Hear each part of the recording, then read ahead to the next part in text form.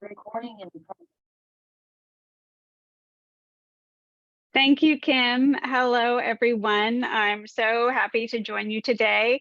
I've had a little technical difficulty where my slides are on another screen. So to see what I have on the screen that you're seeing, my eyes are going to be sliding a little bit back and forth during this presentation. So please indulge me a little bit. But I do want to talk to you today about diversity, equity, and inclusion and how that can be tailored specifically for community banks.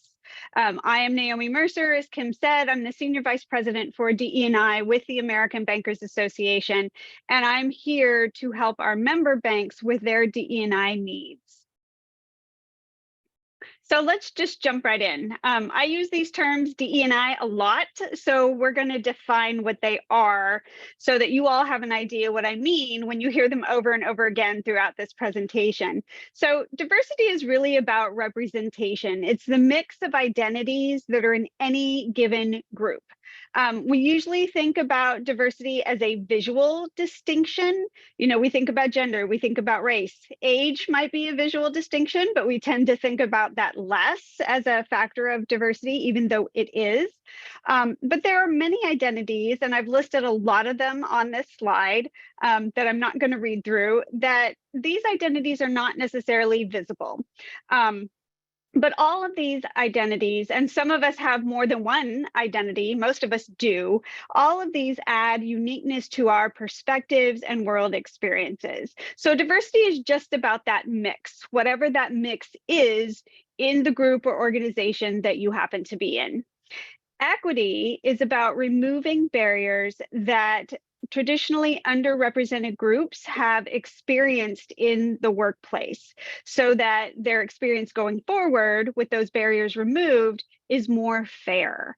You know, a very common example of equity are wheelchair ramps. So those were put in place for people who may be in a wheelchair and have mobility issues in order for them to access public space. But the cool thing about equity is that it expands. When you remove a barrier for one group, you actually remove barriers for other groups that may not have been obvious. And so just thinking about those wheelchair ramps, you know, a parent pushing a stroller can use a wheelchair ramp instead of the stairs to get into a building. A delivery person with a hand cart, you know, stacked with packages can use the wheelchair ramp to get into the building. So while the purpose of ramps were to help people in wheelchairs, you know, that live with that disability, it expands. So just remember that equity expands. And then there's inclusion. Inclusion is really about interpersonal relationships. Employees don't leave organizations so much as they leave managers. Some of you might have heard that before, but that's a direct result of the quality of interpersonal relationships that may be happening in an organization. So I want you to remember, if you remember nothing else from this slide, the one thing I do want you to take with you is that equity and inclusion are processes and diversity is an outcome of those processes. All right. So there's an organization that they're the Forum for Workplace Inclusion. They publish the Global Diversity, Equity, and Inclusion benchmarks. And they have identified 5 different approaches to diversity, equity, and inclusion. Most organizations I have found actually end up using a combination of these approaches. No organization just does one thing.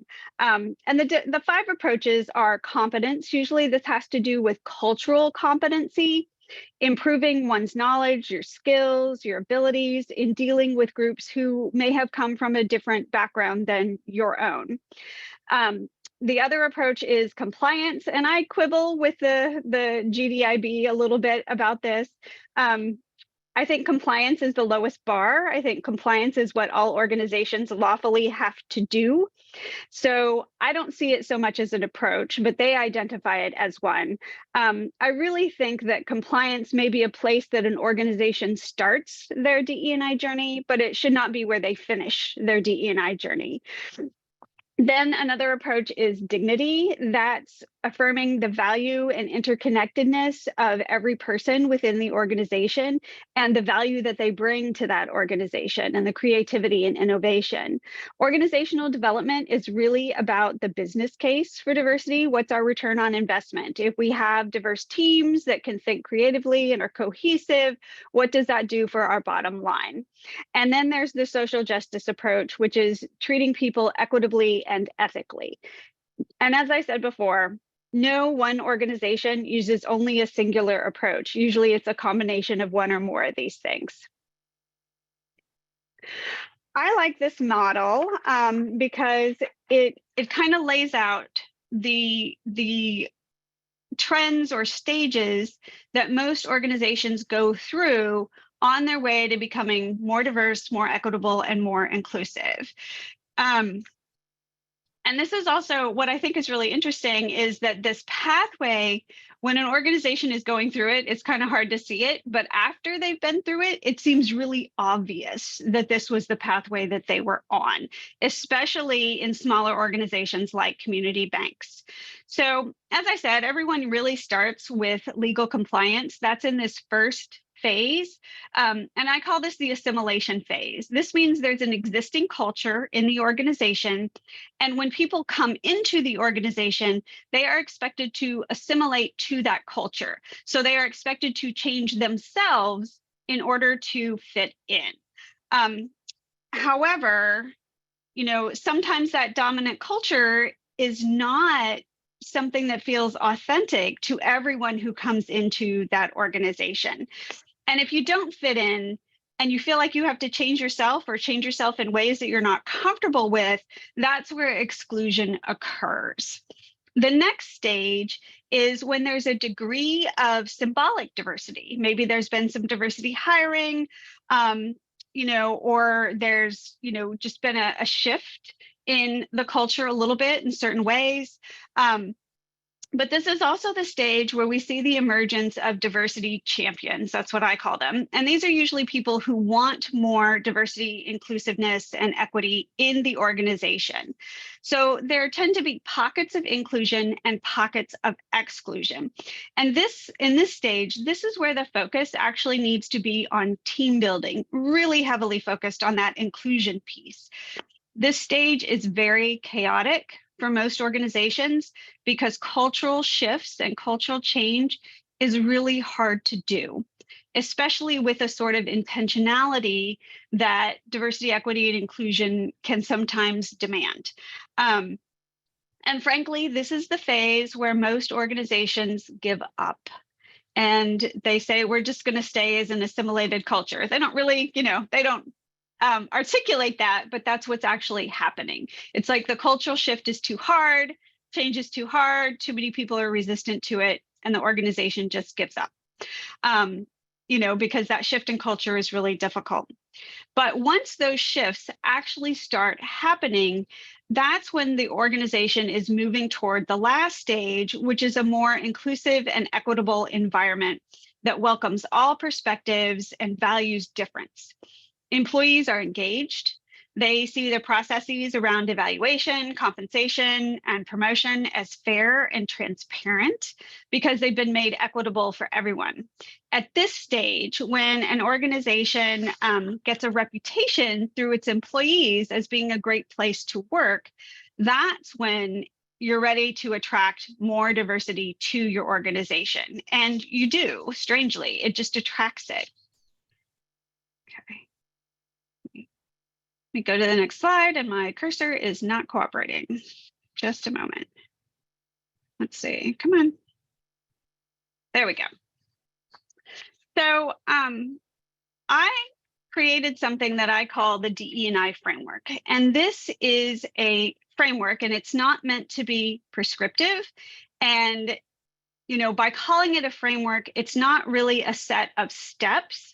It's really more a set of considerations for organizations, particularly banks, to think about when embarking on that shift in culture and embarking on making their organization more diverse, equitable, and inclusive.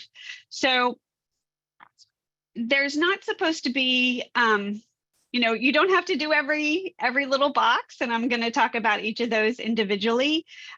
Some things work for some banks, some things work for another. So think about what resonates for your organization and for the culture that you have and what would work for you.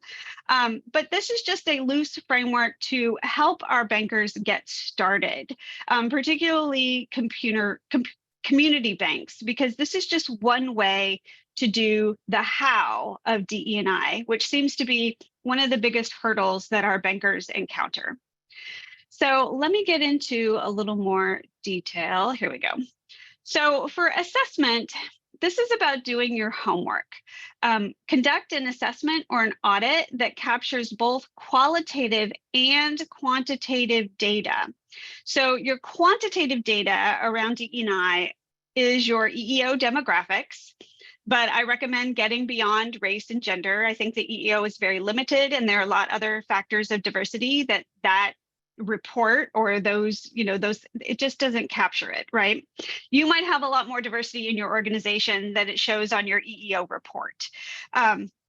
So, try to capture LGBTQ plus folks, veterans, people living with disabilities, socioeconomic class, neurodiversity, different religions among your workforce, nation of origin, caregivers. Look beyond those visible elements of diversity. The quantitative data should also capture things like your retention rates for your employees, promotion rates, time to promotion, professional development opportunities, and then you can disaggregate that data by race, by gender, by people living with disabilities. That can actually give you a lot more information about the diversity in your organization. You can also look at negative factors. So those negative factors are complaints made to HR, lawsuits or arbitration from employees, bad reviews from customers. Take a look at that quantitative data just as a starting point. When the negative factors start to go down, that will also tell you that your organization is becoming more inclusive, and that inclusion factor has gone up and the equity factor has gone up. Qualitative data can be gathered from engagement surveys, focus groups, and community advisors. Community advisors are especially important for community banks because they can give you a view of your organization from outside the organization's culture that is more objective than from those of us that are inside the culture. So I urge you to, leverage your community partners. So the qualitative data, it can tell you things like who's unhappy, who's engaged, and so you want to have that kind of information coming in as well, just to give you a more holistic picture of what's happening in your organization in respect to DE&I. A lot of community banks, they do not have the resources to have like a chief diversity officer and one person designated to do DE&I activities all the time, right? That can be very resource intensive. So one of the most popular ways to kind of go about having DE&I programming or starting initiatives or, doing those cultural shifts is to have a DE&I council. That doesn't work for every bank. We have banks that don't do DE&I councils. One in particular, they decided, their CEO was like, no more committees. I can't handle any more committees. Find another way. And so the individual who'd kind of been tasked with, figuring out DE&I programming for that bank, he came up with what he calls a DE&I Fellows program. And so basically he drew people in from across the organization, put them through like 12 months, once a month, kind of trainings for a year, where they learned about DE&I and then sent them back into their departments with that information, and kind of with a mission to bring more DE&I into their departments. And then he started the next year with another cohort. So instead of having a council or committee, that's the way this bank went about it. So like I said before, these steps are not meant to be prescriptive, and there are other ways to do things, but it is probably one of the easiest ways to start DE&I without having a designated chief diversity officer or the like, is to have a DE&I council. once you have that data and you've kind of identified your pain points in your organization where maybe we need to be more inclusive, or maybe we, don't have diversity in certain areas, but we have them in others, a DE&I council, if you assemble them as a team, they can develop the strategy for the organization. Frequently, these types of teams are drawn from your diversity champions that emerged in phase 2 on our pathway to a more inclusive, equitable, and diverse organization.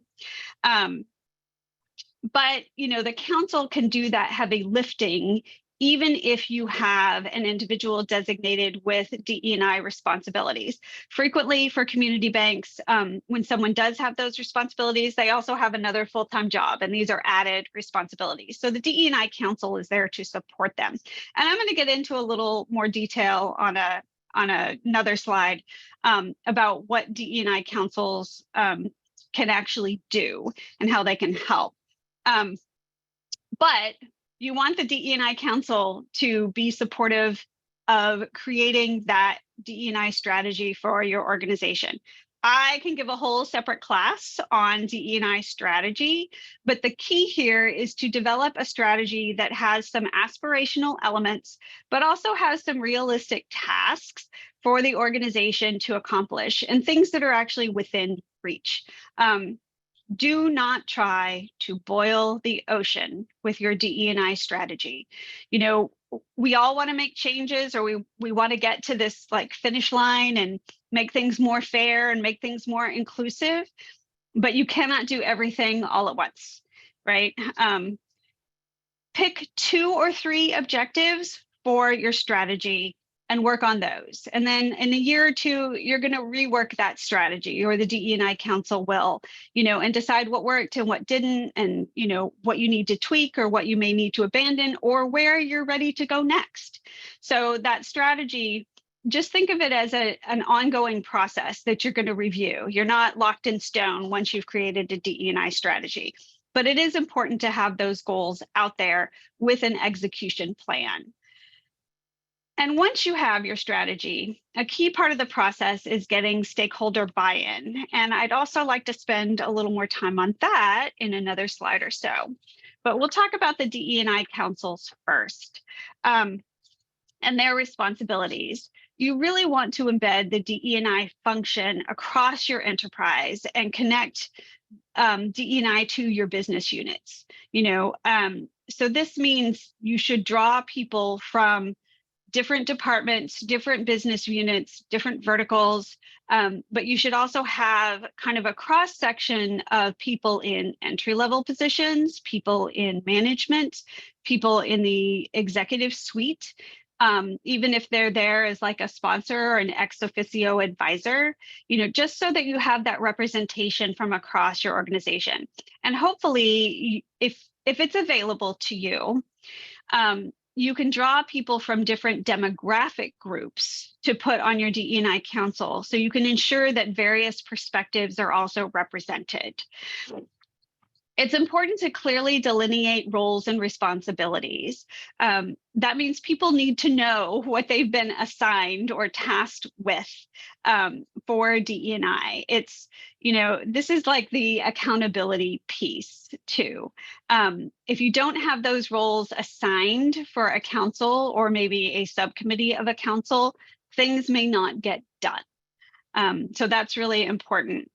It's also important to communicate consistently across your organization. Share the successes or the impact of DE&I programs, promote them when you're starting them, but also promote them when they may be ending, and talk about, this worked, this didn't. But this communication needs to be clear, consistent, and repeated. And this is an area that's frequently neglected. It's there's a DE&I council, but nobody knows what their activities are. So those activities need to be communicated to the larger organization. The council should also work with your learning and development professionals, usually that's someone in HR, to identify the DE&I education that's needed in your organization. And that's different for every organization. DEI education and training should never be mandatory, that can create a bit of a backlash, so people should not be made to attend it. However, you might have to designate that your people managers attend mandatory leadership education sessions that incorporate DE&I principles so that you can be sure that you are giving them the professional development they need to be inclusive leaders. Identify DE&I barriers that impact recruitment, retention, and promotion, training, and key assignments. And the quantitative data, if you've been able to gather some of that through engagement surveys, even stay or exit interviews can give you some of that quantitative data that can help you identify what the barriers are in your organization. I like exit interviews because sometimes individuals, when they're going out the door, they will tell you things that you need to know, but they wouldn't have said otherwise. But also keep in mind that exit interviews can be very reactive. Someone's already leaving. And so you're going to have to fix the situation if there was one that they've identified to you after they've left. Stay interviews are interviews that managers have with their direct reports on a semi-regularly occurring basis, and that can help managers identify areas where professional development is needed for the individual, or even if there are problems among the team. So those can be very important too, and that could be part of your DE&I strategies to have managers conduct those stay interviews, but those can also help you identify those barriers. And lastly, you also want your DE&I council to act as change agents and to challenge that status quo. That's why having some of those diversity champions on the DE&I council can also be very effective.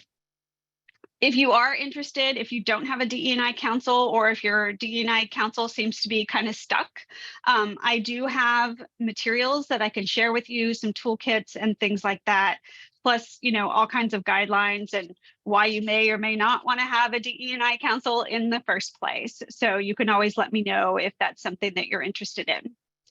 So then getting back to the stakeholder and the leadership buy-in, getting buy-in for DE&I may include the executive leadership team, the board of directors, HR, or whoever runs your human capital or has those human capital responsibilities.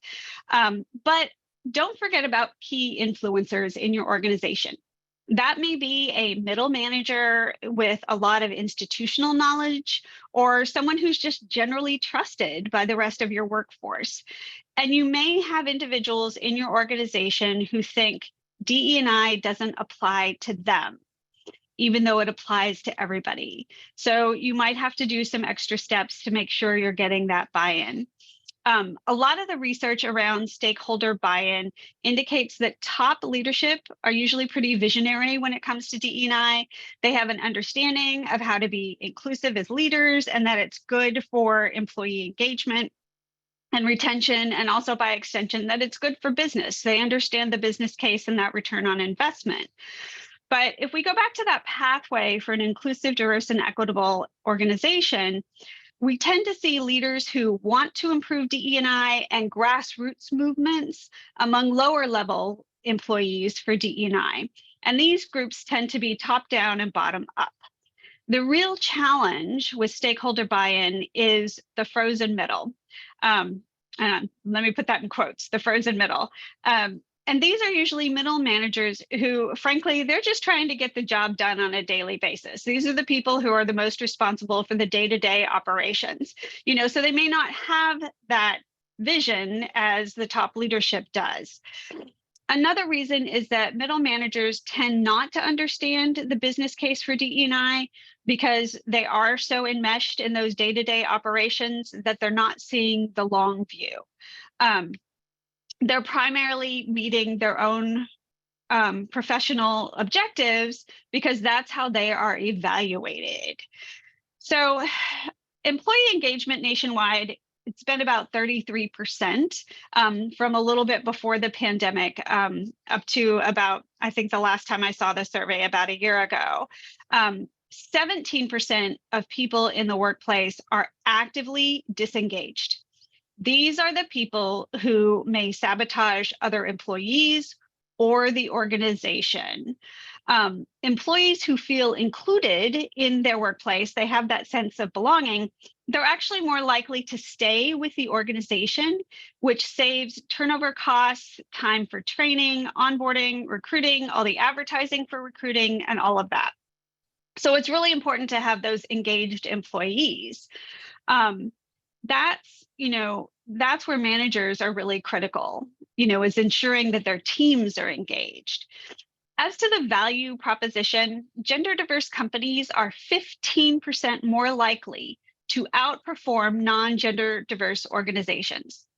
Racially and ethnically diverse companies, they outperform non-diverse companies by 35%.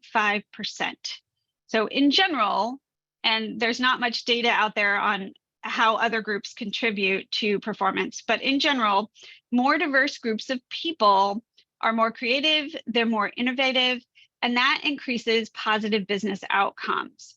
Inclusive teams, and so these are teams that have done that cohesion, they outperform non-inclusive teams by 80%. One study found that 70% of employees would consider leaving a workplace that doesn't feel inclusive for them.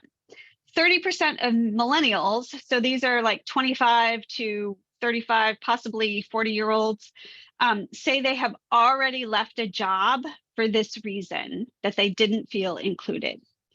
So larger organizations can do what I call carrot or stick incentives for DE&I, like offering bonuses for better diversity numbers. They can do increased hiring, or they have ways to like reduce attrition, but they can also have kind of a punishment or penalty for leaders who don't meet diversity goals. But what the research around that has shown with the carrot stick methods is that it doesn't last much longer than about 5 years. So its efficacy goes down over time. And this is where smaller organizations like community banks can be a lot more agile. What's much more effective than either the carrot or the stick, or a combination of the two, is what's called a psychological nudge. Make DE&I a performance objective on your manager's evaluations and your executives' evaluations. For example, the performance objective, it could be very broad, something like describe your plan for increasing inclusion, equity, or diversity for your team, right? So that gives managers a lot of options and they can create their own performance objective. The manager could just decide to have a series of critical conversations on DE&I topics with their team, which can help foster inclusion. The manager could have a goal of using only diverse slates to fill any vacancies on their team.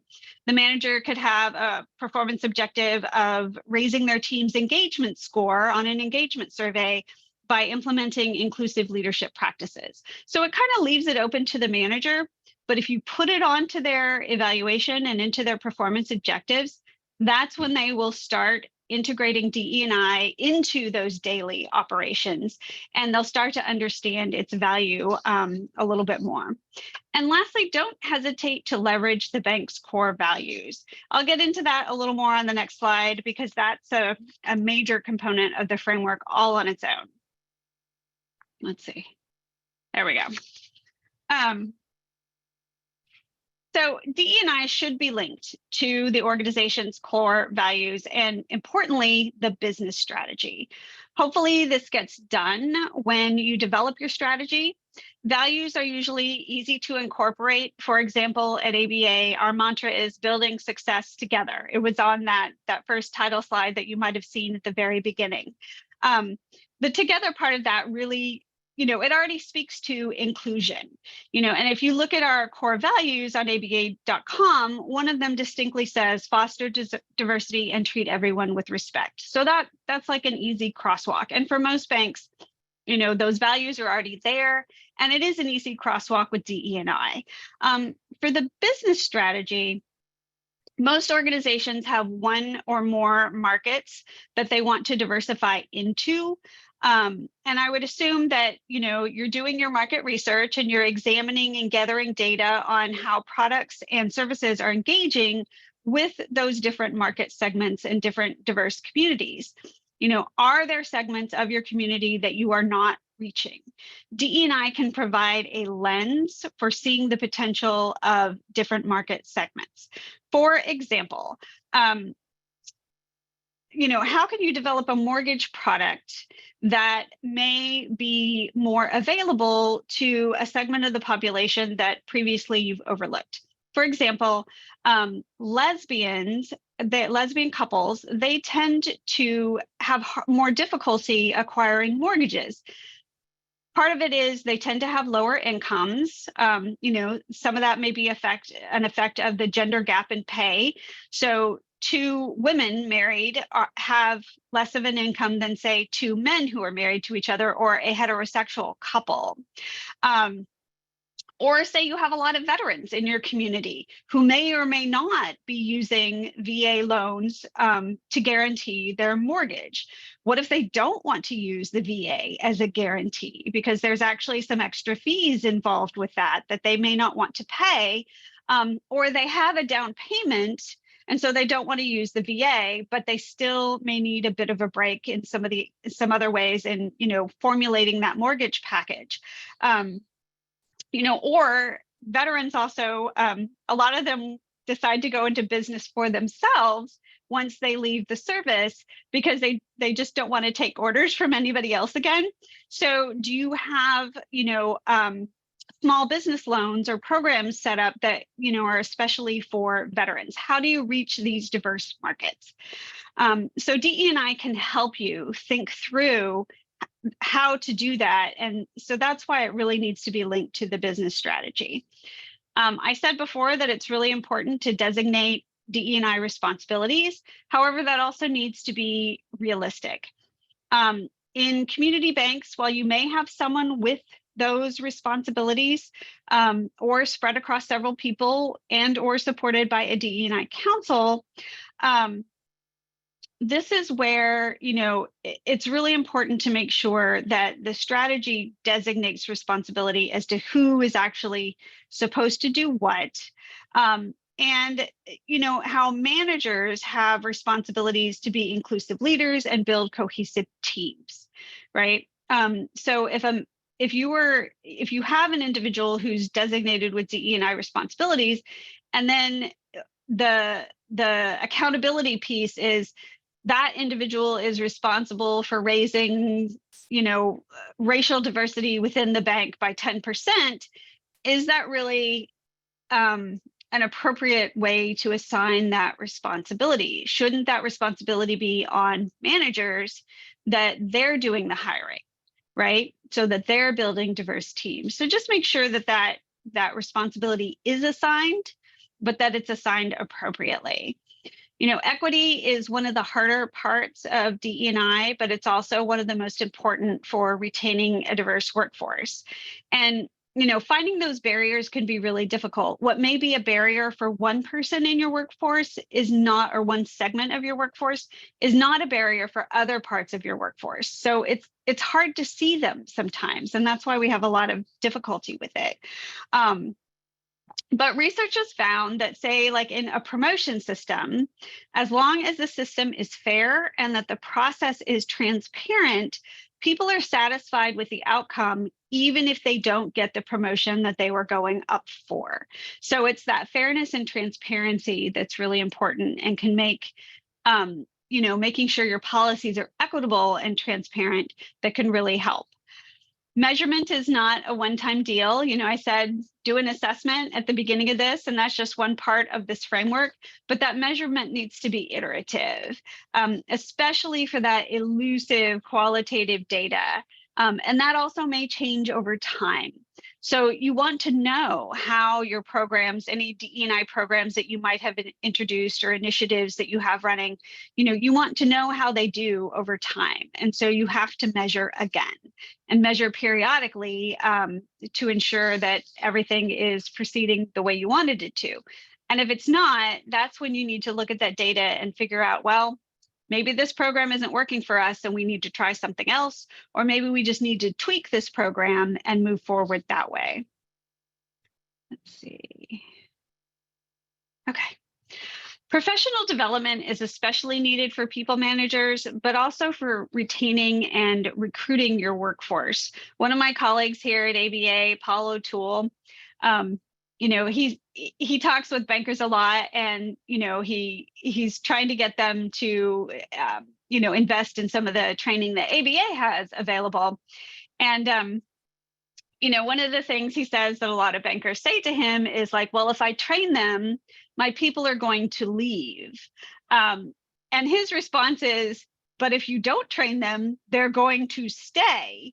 And, that might be a worse place to be in. The most recent research I've actually seen coming out of Harvard Business Review is that when you train, especially people from marginalized groups, if you make that professional development investment in them, they're actually more loyal to the organization and more likely to stay with your organization if they are getting that professional development. But managers should also be equipped with the skills to build inclusive teams and know how to find the right leadership style that works for them so that they're building trust among their team and building their credibility. Inclusiveness won't take hold in an organization with managers who don't know how to have interpersonal relationships with people who haven't had the same life experiences as they have had. Being a good people manager takes empathy, and that may not come naturally to everybody. And so that's why this professional development for them, for managers, is very important. One of our member banks has a workforce of 35 people. They only have a single physical branch. And the CEO, what he does is he brings employees with him every year to the Washington Summit, and he brings one employee to the Conference for Community Bankers as part of their professional development. And he keeps a roster, and rotates it around for these trips. The same bank also has a mentorship program. Every new employee is onboarded with a mentor who is not their supervisor, and they use that as a way to identify professional development needs for their workforce. So this can be done on a very, very small scale, but it's also really important that it is done. Team building, it's all about inclusion, which is a huge factor in retention. When people feel that they belong and that they're a valued member of the team, they're less likely to leave the organization or to be actively disengaged, where they're trying to sabotage the organization or their coworkers. And people who feel like they belong, they feel like they can bring their authentic selves to the table. And so they can offer up a perspective when you're trying to, do a project or find a solution to a problem that may not have occurred to anybody else on the team because they don't have that background or that perspective. DE&I needs to be embedded in every part of the bank, from the marketing materials that represent your brand, to the way people treat each other in meetings, to the signage on the bathrooms, to succession planning and how employees are recruited. My goal basically with DE&I is, sorry, I'm skipping ahead. I'll get to my goal in a minute. When people feel that they belong and that they're valued, they are less likely to leave. And, it all comes down to managers practicing inclusive leadership, especially if you have people in your workforce who think DE&I doesn't apply to them. You can call it leadership, you can call it team building rather than DE&I, because that applies to everyone in a way that has not become politicized, as we have also seen over the past couple of years. I wanted to talk about a few team building activities, and this is about establishing psychological safety for team members.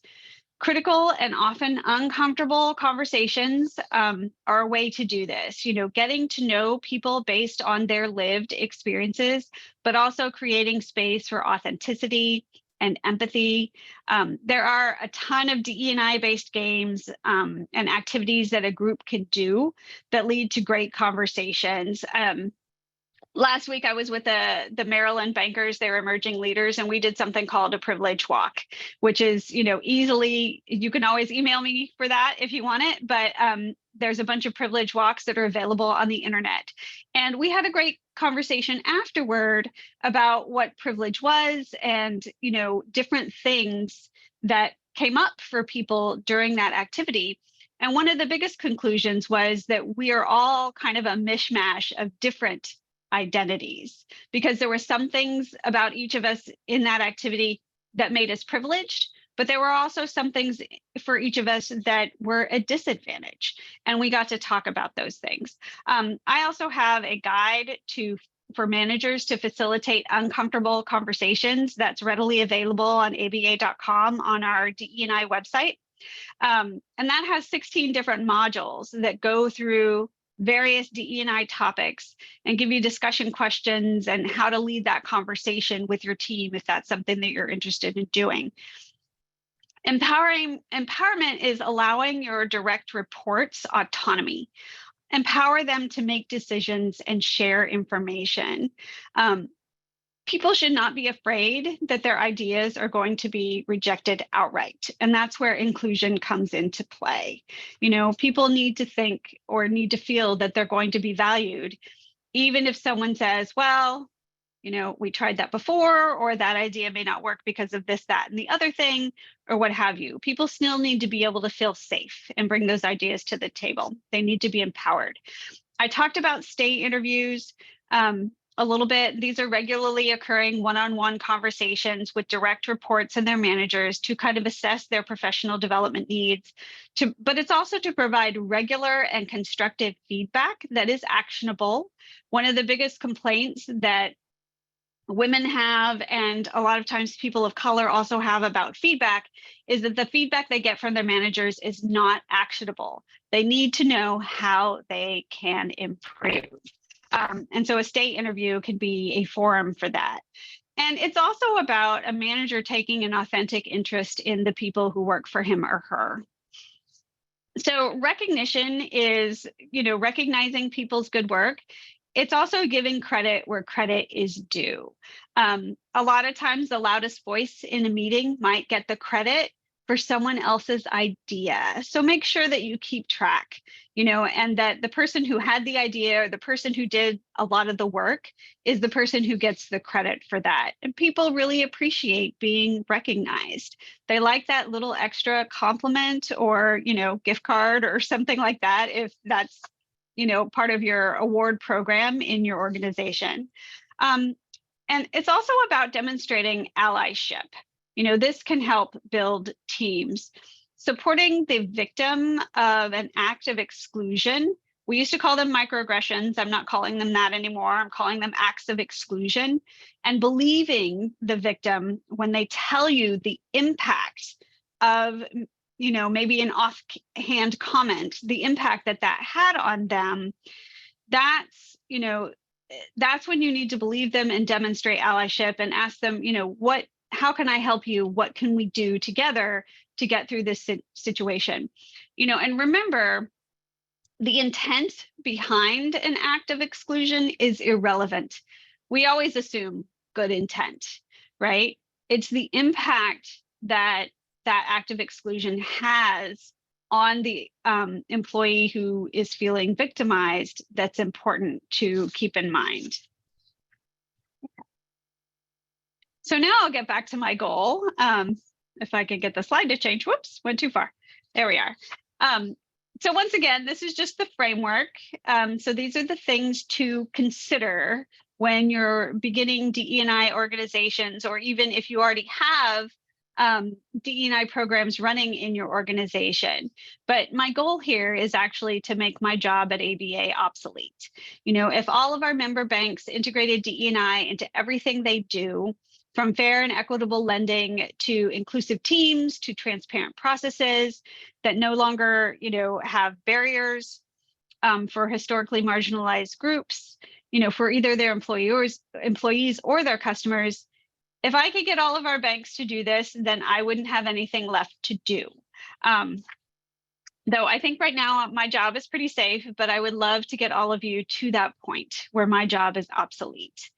And I want to finish with this is ABA's DE&I statement.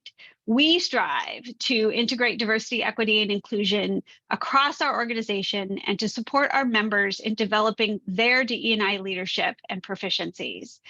We identify and remove barriers to equitable access and development, and we respect and value individual difference, experiences, and perspectives. And we sustain employee engagement through inclusion. This is how we approach DE&I, for ourselves and for our member banks, so that we can support you in your DE&I journey. And I think now we should have time for questions. I'm going to stop. Well, I guess I can leave my screen up so you all have my contact information, and also the DE&I webpage is at aba.com/diversity. That's the easiest way to get there. So Kim, could you help me with any questions that might have come up? Absolutely. There is one comment. Thank you for this wonderful presentation. And then we do have a question. Will you please send a follow-up with your notes on DEI frameworks, qualitative data? We ran through a long list of different ways to measure DEI, socioeconomic, class, caregivers, mineral origin. We couldn't take notes fast enough. So can you share that information? Yeah, I can absolutely share the slides and some of the notes. Yes, I will send that to Kim and she can send that out to all of you. That is the only questions I currently see. Okay.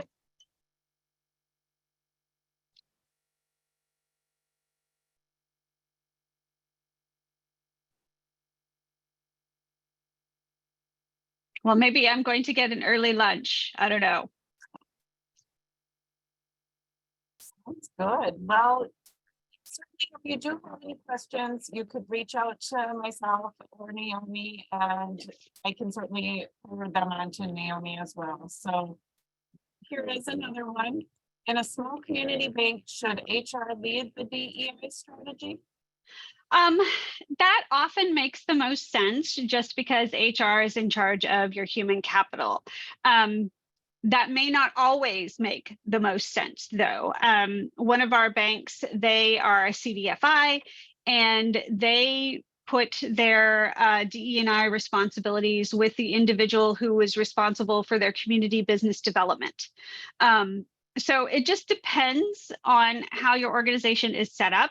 I will say that HR is the most common place that DE&I is housed, but what the research tells us about, is that sometimes it's a little bit better to have DEI slightly separate, or at least whatever individual has those DEI responsibilities, or group of people, that they have a direct line to the CEO, because what can be confusing is that HR also encompasses a complaints process, right? EO complaints or what have you. DE&I is not a way to complain about the organization or to say I've been harassed or whatever. It can be involved, but it shouldn't be viewed as the official process. And so that's why a little bit of separation may be necessary. But yes, most commonly DE&I is housed with HR. I would just ensure that whoever has those DE&I responsibilities, they also have a direct line to the CEO. Great, thank you, Naomi. We have another question here. When you mentioned having a mentor to partner with a new associate, do you have any guidelines for the mentor? I think mentorship should have a framework, because I think you need to, both the mentor and the protege should understand their role in that relationship. So I think having a mentorship framework is actually very important. And there are things out there on the internet that you can find, like a kind of a 12-month guideline to being a mentor or to being a mentee. It's just what I've seen a lot is if there isn't some sort of framework in place, the mentor may not be doing enough with the mentee. But also on the flip side, the protege, they're kind of like, they're just like, well, I just have to sit back and you have to mentor me. But the protege has responsibilities too, and they have obligations as well. And like some of those responsibilities may be just the logistics. The protege is responsible for finding time on both their calendars to have meetings together. But it could also extend to having reverse mentoring as part of your mentorship process or your matching, so that a skill that the protege has is something they could also teach to the mentor, while the mentor gives the protege guidance, on this is how you get promoted and this is how you need to, kind of broaden your skills or what have you. So I do think it's important to have a framework, for both the mentor and the protege. Okay, next question. Would you be able to give an example of community partners that banks have used to get feedback about their culture? Going back to the beginning of the presentation when you referenced advisors from the outside. Right. So if there is a charitable organization that your bank partners with frequently or that you support a lot, I would, talk to members of that organization or leaders in that organization, about what they're seeing as far as like inclusion and equity and diversity in your organization. That's exactly who I would talk to. Is usually, it could be a nonprofit that you're a community partner with. It could be another organization that you do volunteer activities together. So it could be a variety of things, but it's just people outside of your organization can sometimes give us that objective viewpoint, but they have to know enough about our organization. They have to be involved with our organization enough to be able to, tell you what they're really seeing that's a little bit below the surface. Okay, there is a recommendation here for a book called Protege Power by Lori Trevor. Great. Just a recommendation there. And then one question. I'd really appreciate two things. Number one, a punch list of the laws, regs that we need to be following. Number two, statistics that are compelling to gain stakeholder buy-in. You shared some outstanding stats. Do you have an at-a-glance document that could be used? So I don't do laws and regulations. I don't do compliance. So you're going to have to talk to your counsel, your in-house counsel or your outside counsel for that.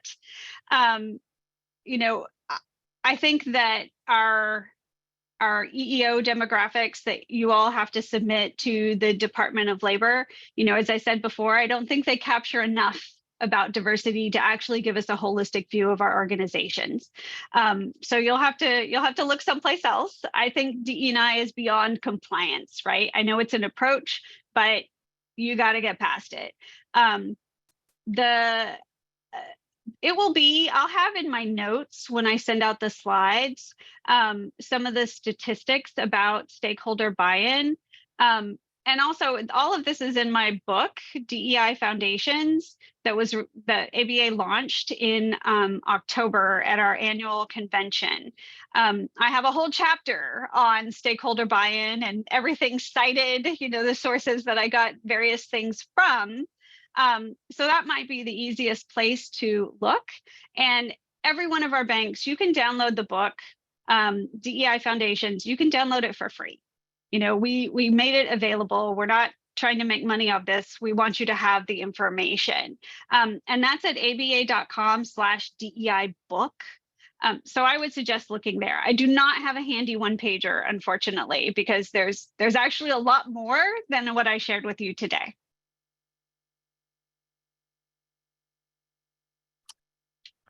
Final comments here, Naomi. Thank you. And fantastic. I'm excited to read your book.